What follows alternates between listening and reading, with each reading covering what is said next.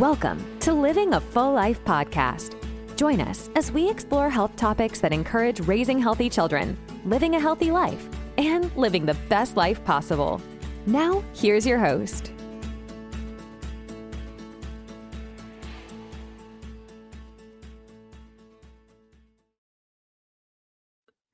Hey everyone, I'm Dr. Enrico Dolcecore, and welcome to another week's podcast of Living a Full Life. This week, we are going to review water fasting in specific, but this time of the year, many different cultures go through a fasting protocol for ancient reasons. There's a reason for this, both religiously and anatomically and physiologically. There's a reason we go through this over history.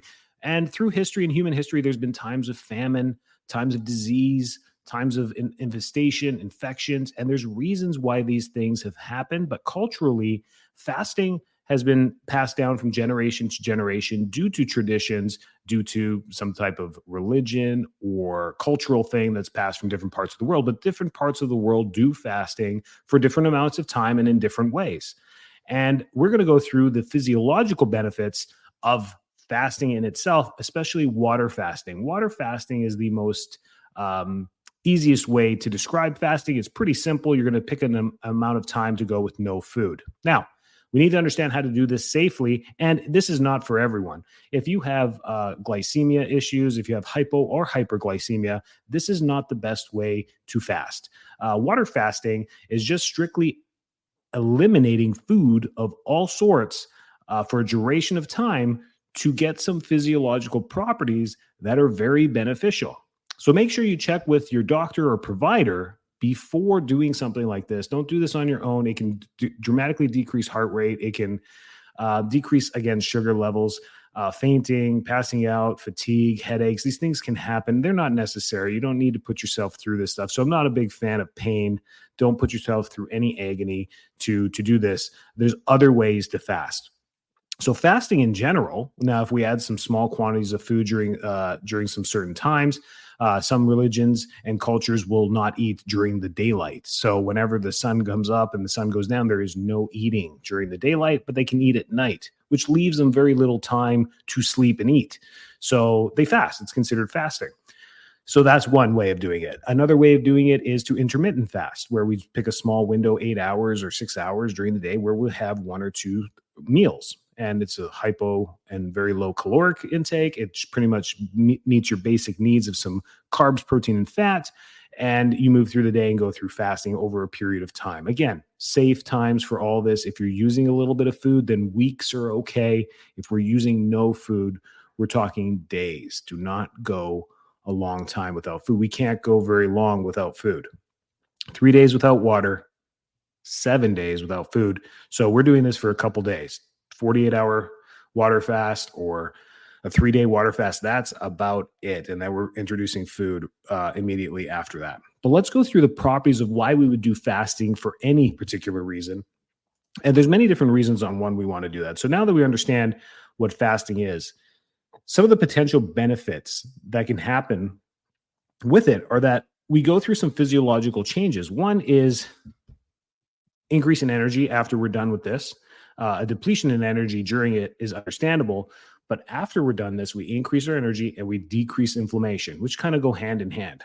So that is it. It's all about inflammation and helping the body digest old protein and old cells in the body for synthesis of new cells. That's what we're trying to do with the body here. So I don't like the words like zombie cells. There's no such thing as zombie cells. There's cells that are dying on their way out that the body can try and break down. And this is what fasting can do at a hyper rate to help get rid of these cells and almost clean the body faster. It's like a deep scrub of the body for a little bit of amount of time and gives your mesenteric system, your gut, a chance to just not process food for a few hours or a couple of days and give it a chance to heal. That's the benefits of all of this. And that's why sometimes we go through juicing times where we actually get food and nutrients through juicing, but we don't do the mastication and the breakdown process and give our gut a little bit of a break, kind of like an easy day at the office, a Friday at the office, and just kind of give the gut a little break. Then it's 9 to 5 grind every single day. So here's some of the benefits physiologically that can happen with fasting. Glycogen depletion. This has some great sources of both energy and reasons why we'd want to do that. Glycogen is stored in the liver and it's dispersed to the muscles as quickly as 24 to 48 hours after fasting. So it's depleted because as we walk and just do the daily motions of the day, we start to use up all the glycogen in the body. This gives the liver a chance to slow down synthesis because it's not getting glucose and sugars into the body to turn in, and carbohydrates to turn into glycogen. So it slows down and the liver gets a little bit of a breather. And it's like, okay, well, muscles were out of fuel for a little bit. Take it easy in the meantime. And then we have ketosis. Ketosis for short amount of times helps the body turn metabolism strictly into fat metabolism. So this is where we can start burning some visceral fat and body fat through the ketosis process, where we use ketones as fuel during this time. But again, to be safe, ketosis is a form of starvation where the body goes into reserves and says, okay, we're using ketones for fuel and we're going to start burning fat reserves. This should be done for a short amount of time, weeks, not months or years. The most important one that I think, number 3 here, is autophagy. So autophagy is where we start eating ourselves, which was our own cells. So we start cleaning cells. During fasting, the body undergoes autophagy, a cellular process that involves the removal of damaged or dysfunctional components and cells in the body. This process helps recycle cellular waste and promotes cellular renewal and repair. It's believed to play a role in longevity and disease prevention as well. And that's probably why you've heard it a little bit through there, where they say it breaks down zombie cells. It's just a way of describing the type of cells that get broken down. But really, it's just older cells that go through the recycling process faster. And that can really clean things up and give us more energy and fuel and circulation and all that great stuff. Hormonal changes will happen through this as well. If we trigger any type of disruption to metabolism in any way, shape, or form, our glandular system is also going to have a response as well. And this leads to our hormonal changes. So it triggers things in hormone levels like increased production in growth hormone and adrenaline. Sounds like a good thing, but it decreases insulin levels as well. So that's all great stuff short term as we start to reverse cascades in the body. So growth hormone helps preserve muscle during this time and promotes fat breakdown. So in the short term, remember, when we go into a fasting, the body thinks we're into starvation. If we go too long, it thinks, man, we're never going to eat again. This is famine. So we gotta dance on that fine line of, fasting, starving, famine. I mean, we don't want to cross the line into starving. The body goes into different processes during that. We don't want to live in that amount of stress. Cortisol goes through the roof. So during the fasting phase, which is whatever you choose, 48 to 72 hours, you start to get an increase in growth hormone to preserve muscle mass, and you're strictly going into fat reserves, which is great. That we want to burn down some visceral fat around organs, and we definitely want to reduce body fat as well. So that's a great way of doing it.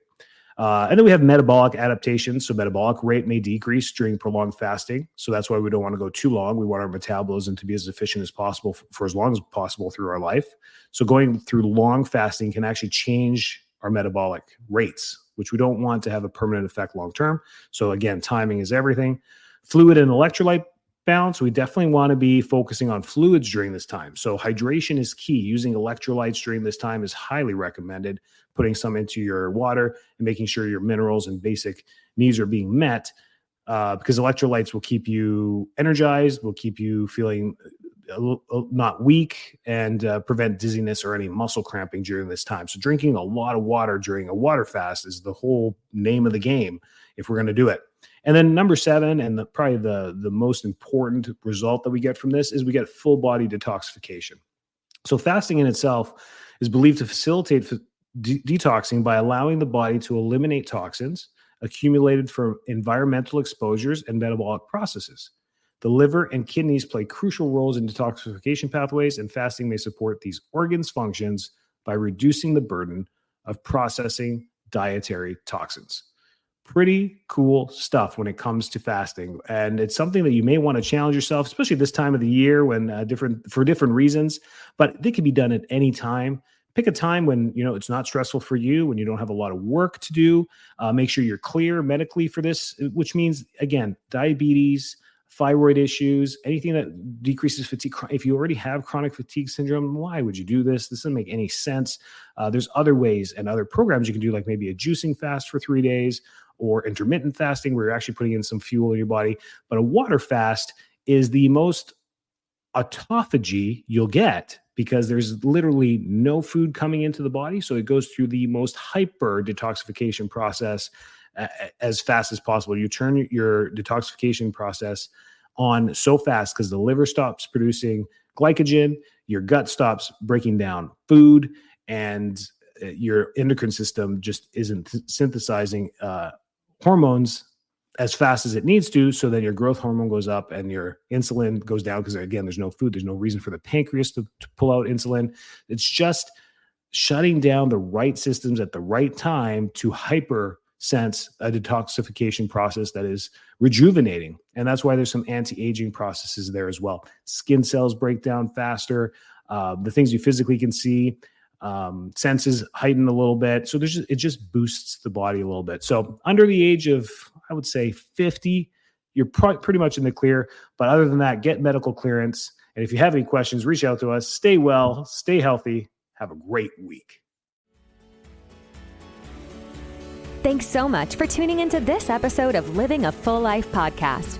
If you're enjoying the show, please feel free to rate, subscribe, and leave a review wherever you listen to your podcasts. That helps others find the show, and we greatly appreciate it. Thanks again for tuning in, and we'll catch you in the next episode.